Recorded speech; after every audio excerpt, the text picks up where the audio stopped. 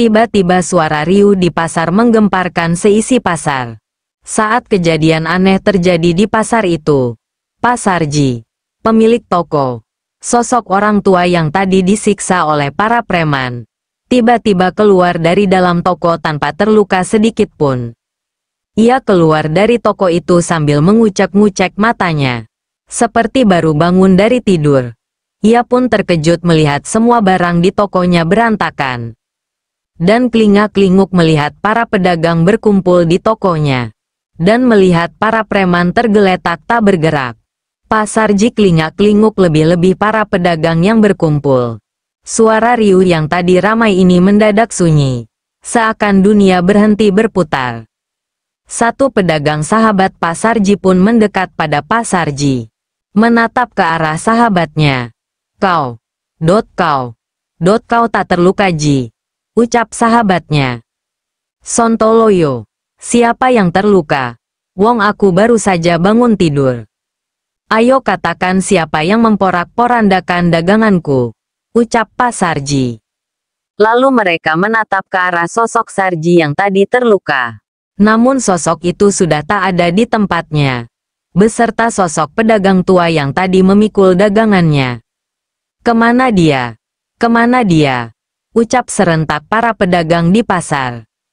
Akhirnya sahabat Pak Sarji pun menceritakan tentang kejadian tadi. Akhirnya Pak Sarji pun ingat bahwa tadi ada tamu sosok orang tua berbaju biru. Bahkan Pak Sarji sempat tawar-menawar dengan sosok itu. Setelah itu Pak Sarji tak ingat lagi. Karena tiba-tiba kepalanya pusing. Rasa ngantuk yang amat sangat menderanya dan akhirnya ia tertidur. Oh, ternyata Sang Dewata telah mengirim mereka semua untuk menegakkan keadilan untuk para pedagang di pasar ini. Ucap salah satu pedagang di pasar itu. Di kejauhan di tempat yang sepi terlihat dua sosok sedang duduk bersantai. Satu berbaju biru dan satu lagi berbaju hitam. Dan ternyata yang menyamar menjadi Pak Sarji adalah Sujiwo, guru tantri sendiri. Tak heran bila tantri merasakan kekuatan di tubuh Pak Sarji yang tak lain adalah gurunya sendiri. Kakang Sujiwo, untung muridmu tak mengenalimu tadi. Ucap salah satu dari sosok tua berbaju hitam. Sujiwo tersenyum tipis sambil melirik sosok berbaju hitam yang duduk di sebelahnya. Dia hampir mengenaliku. Tapi tantri terlalu fokus pada misinya. Jadi dia mengabaikan perasaan itu. Aku tahu dia merasakannya. Tapi ini bukan waktu yang tepat untuk bertemu. Ucap Sujiwo sambil menghela napas panjang. Sosok berbaju hitam itu, yang dipanggil Sujiwo sebagai Kakang, menatap jauh ke arah timur. Ke arah tempat Tantri dan Kiara melesat pergi. Tantri semakin kuat. Tapi kau tahu bukan? Misinya ke perguruan tapak hitam tidak akan mudah. Mereka sudah mengembangkan jurus terlarang yang dapat melumpuhkan energi dalam siapapun yang mencoba menghentikan mereka. Sujiwo mengangguk pelan. Aku tahu. Karena itu aku ada di sini. Meski dia sudah menjadi pendekar yang tangguh, masih ada hal-hal yang belum dia pahami. Jika dia menemui jalan buntu, aku akan bertindak. Tapi untuk sekarang, biarkan dia menemukan jalannya sendiri. Kakang berbaju hitam itu tertawa kecil. Kau selalu seperti itu, Jiwo. Membiarkan murid-muridmu bertarung dengan dunia sebelum kau turun tangan. Tapi ada yang aneh. Bagaimana dengan pria yang bersamanya tadi? Pendekar Master Pedang Harimau Biru, apa kau yakin dia bisa dipercaya? Sujiwo tersenyum samar. Kiara adalah pendekar yang luar biasa. Meski masih muda, dia memiliki hati yang tulus dan kekuatan yang sulit ditandingi. Tapi kau benar, Kakang. Dia menyimpan rahasia. Ada sesuatu dalam dirinya yang bahkan dia sendiri belum menyadarinya. Sosok berbaju hitam itu mengerutkan dahi. Rahasia apa? Jangan bilang ini ada hubungannya dengan aura gelap yang sempat terasa di pasar tadi. Benar, jawab Sujiwo sambil menatap tanah di depannya. Aura itu bukan berasal dari Kiara, tapi sesuatu di dalam dirinya. Mungkin suatu saat akan muncul ke permukaan. Saat itu terjadi, Tantri akan dihadapkan pada pilihan yang sangat berat. Kakang berbaju hitam menghela napas panjang. Jadi, kau membiarkan mereka melangkah ke bahaya tanpa peringatan? Tidak. Aku tidak akan sejauh itu. Aku sudah meninggalkan tanda di sepanjang perjalanan mereka. Jika mereka memperhatikan, mereka akan menemukan petunjuk untuk menghadapi ancaman di perguruan tapak hitam. Lagi pula, aku tidak bisa selalu melindungi Tantri. Dia harus belajar menghadapi takdirnya. Kakang berbaju hitam itu tertawa kecil.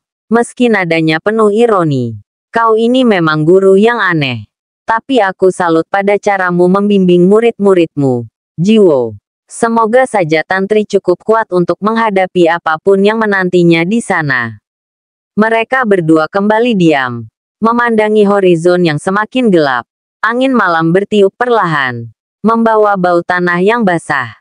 Sementara itu, di tempat lain, Tantri dan Kiara berhenti sejenak di tengah hutan kecil untuk mengambil napas. Malam mulai larut. Dan suara serangga malam mengisi keheningan di antara mereka. Tantri, ucap Kiara sambil menatap langit malam yang dipenuhi bintang. Kau merasa sesuatu yang aneh sejak tadi. Tantri mengangguk pelan. Aku merasakan sesuatu. Seperti kehadiran seseorang yang sangat dekat denganku. Tapi aku tidak bisa mengenali siapa. Rasanya, seperti sebuah kenangan yang kabur. Kiara tersenyum tipis. Mungkin itu pertanda bahwa perjalanan ini lebih dari sekadar menghentikan perguruan tapak hitam. Mungkin kau akan menemukan sesuatu yang telah lama hilang dari dirimu. Tantri menatap Kiara, lalu menghela napas panjang. Aku hanya berharap kita cukup kuat untuk menghadapi apa yang ada di depan. Perguruan tapak hitam bukan musuh biasa. Mereka memiliki kekuatan yang tidak terbayangkan. Kiara mengangguk. Kita tidak punya pilihan selain melangkah maju. Dunia membutuhkan kita. Dan selama kita saling percaya, aku yakin kita bisa melewati ini. Dengan tekad yang semakin kuat, mereka melanjutkan perjalanan menuju timur. Namun, di kejauhan, sosok lain yang misterius mengamati mereka dari balik bayangan pepohonan. Wajahnya tertutup oleh tudung gelap. Tapi mata tajamnya memancarkan aura dingin yang mengerikan. Tantri, Kiara, gumamnya dengan suara serak. Kalian memang tangguh. Tapi mari kita lihat seberapa jauh kalian bisa melangkah. Suara tawa kecilnya menghilang bersamaan dengan angin malam. Meninggalkan jejak ketegangan yang samar di udara. Tantri dan Kiara, tanpa mereka sadari, telah melangkah ke dalam permainan yang jauh lebih besar dari yang mereka bayangkan. Tiba-tiba dari arah depan melesat 5 benda dingin mengarah ke arah Tantri dan Kiara. Tantri dan Kiara dengan cekatan menciptakan tirai gaib yang cukup kokoh. Siut! Saat tirai gaib itu tercipta terdengar suara ledakan yang menggema menembus kesunyian malam. Duar! Duar! 5 pisau terbang pun meledak menjadi abu. Saat menyentuh tirai gaib ciptaan Tantri dan Kiara. Tiba-tiba suara tawa pun menggema. Dot dan melesat sosok berbaju hitam mukanya tertutup kain hitam. Kalian memang hebat. Aku tak menyangka. Semudah kalian sudah menguasai ilmu tingkat tinggi. Ucap sosok itu. Namun Tantri pun masih merasakan aura 5 sosok di antara lebatnya dedaunan pohon di atas mereka. Siapa kau? Tanya Kiara. Hahaha. Dot, aku adalah salah satu guru dari banyaknya guru di perguruan tapak hitam. Ucap sosok itu. Kebetulan kami pun memang mencarimu. Ucap Tantri. Tiba-tiba sosok itu pun melesat ke arah Tantri. Gerakannya sangat cepat. Namun Tantri segera mencabut kedua pedangnya. Tantri pun melesat ke arah sosok berbaju hitam itu. Saat sosok berbaju hitam itu melesat dengan kecepatan luar biasa, Tantri mencabut kedua pedangnya yang memancarkan sinar keperakan di bawah cahaya bulan. Suara angin yang terbelah oleh gerakan mereka menggema di udara. Sosok itu menyerang dengan gerakan berputar. mengarahkan pukulan keras yang diselimuti aura gelap ke dada Tantri. Terang, Tantri menangkis serangan itu dengan kedua pedangnya, menciptakan percikan cahaya yang menyilaukan. Energi dari benturan itu begitu kuat hingga menyebabkan tanah di bawah mereka retak. Kiara melompat mundur untuk menghindari gelombang energi yang tercipta. Luar biasa, gumam Kiara sambil mencengkeram gagang pedangnya. Tapi aku tak akan tinggal diam. Tanpa membuang waktu, Kiara menciptakan sebuah lingkaran sihir dengan kedua tangannya. Lingkaran itu memancarkan sinar biru lembut, sebelum berubah menjadi semburan energi yang melesat ke arah sosok berbaju hitam. Namun, sosok itu hanya tertawa dan dengan satu gerakan tangannya, ia membelah energi tersebut hingga lenyap. Hahaha, kalian memang tangguh. Tapi ini baru awal, teriaknya sambil melayang ke udara. Tiba-tiba, kelima sosok yang disembunyikan oleh lebatnya dedaunan di atas mereka melompat turun. Masing-masing membawa senjata yang memancarkan aura hitam pekat. Mereka mendarat mengelilingi Tantri dan Kiara, menciptakan formasi yang terlihat begitu terlatih. Tantri, ini jebakan, teriak Kiara sambil mencabut pedangnya. Tantri hanya tersenyum tipis. Biarkan mereka datang. Kita akan menyelesaikan ini di sini. Kelima sosok itu menyerang secara bersamaan, menciptakan gelombang serangan yang terkoordinasi dengan sempurna. Dua di antaranya menyerang Tantri dari kanan dan kiri, sementara tiga lainnya menyerang Kiara dari arah yang berbeda. Namun, Tantri dan Kiara tidak gentar. Dengan gerakan yang secepat kilat, Tantri memutar tubuhnya dan memanfaatkan kedua pedangnya untuk menangkis serangan dari kedua sisi sekaligus. Terang, terang, bila pedang saling beradu, dan Tantri melompat ke udara, memutar tubuhnya untuk melancarkan serangan balik. Sebuah kilatan cahaya tajam tercipta dari pedangnya, melesat seperti sabit yang menghantam dua lawannya sekaligus. Kedua sosok itu terpental jauh dan menghantam batang pohon dengan keras, membuat mereka mengerang kesakitan.